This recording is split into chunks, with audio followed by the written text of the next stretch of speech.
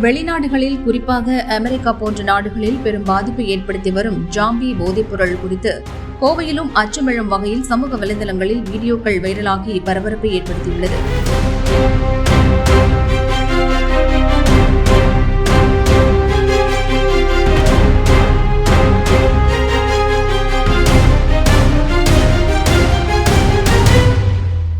இந்த ஜாம்பி போதைப்பொருள் மனிதர்களுக்காக தயாரிக்கப்பட்டதல்ல, குதிரை உள்ளிட்ட கால்நடைகளுக்கு மயக்க மருந்தாக பயன்படுத்தப்படும் ஒரு வகை மருந்து என கூறப்படுகிறது.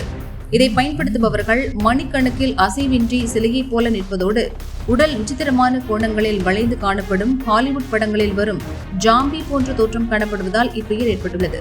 இந்நிலையில் கோவை உக்கடம் அருகே கரும்புக்கடை ஆசாக் நகரில் இளைஞர் ஒருவர் நீண்ட நேரம் அசையாமல் நிற்பது போன்ற காட்சி சமூக வலைதளங்களில் வேகமாக பரவி வருகிறது.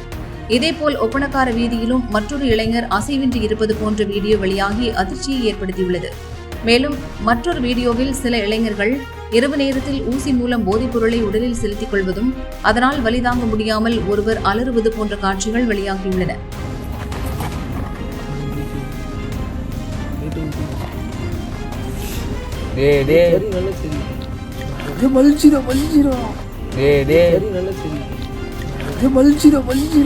இந்த ஜாம்பி ட்ரக்ஸ் அப்படின்னு ஒரு மருந்து பரவலாக வந்திருக்கு.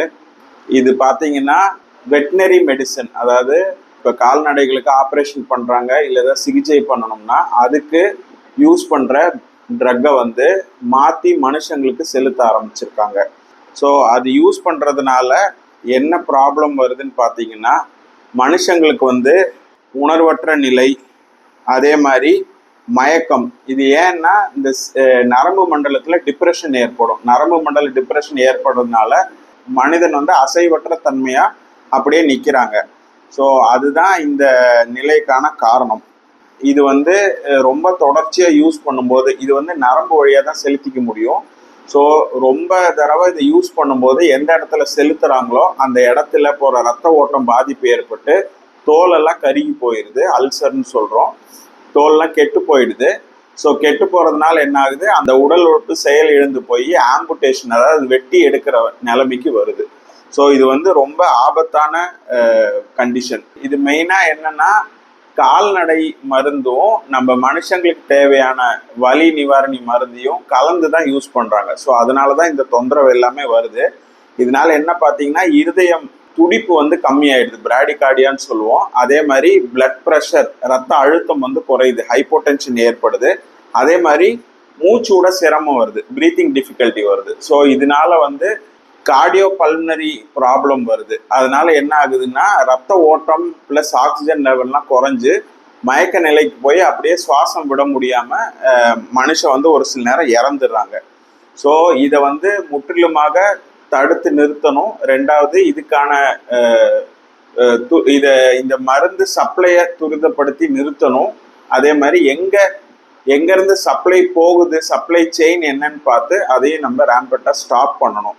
ஸோ இது வந்து மக்களுக்கான வேண்டுகோள் என்னன்னா, இந்த மாதிரி தேவையற்ற மருந்துகளை நம்மளே தேவையில்லாமல் செலுத்திக்கிறதோ இல்லை உட்கொள்றதோ கண்டிப்பாக நிறுத்தி ஆகணும். ஏன்னா இதனால ஏற்படுற தொந்தரவுகள், பாதிப்பு ரொம்ப ஜாஸ்தி.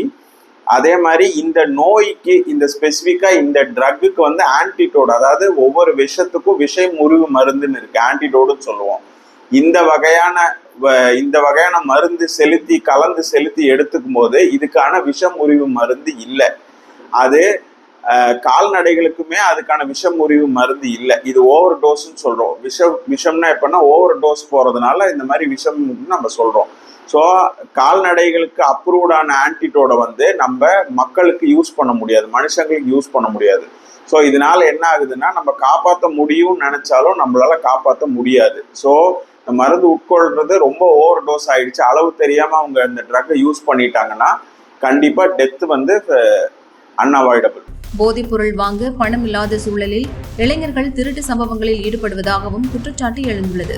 இதுகுறித்து உடனடி விழிப்புணர்வு நடவடிக்கைகள் எடுக்கப்படாவிட்டால் மேற்கத்திய நாடுகள் போன்று கடுமையான சமூக விளைவுகளை சந்திக்க நேரிடும் என சமூக ஆர்வலர்கள் எச்சரிக்கை விடுத்துள்ளனர்.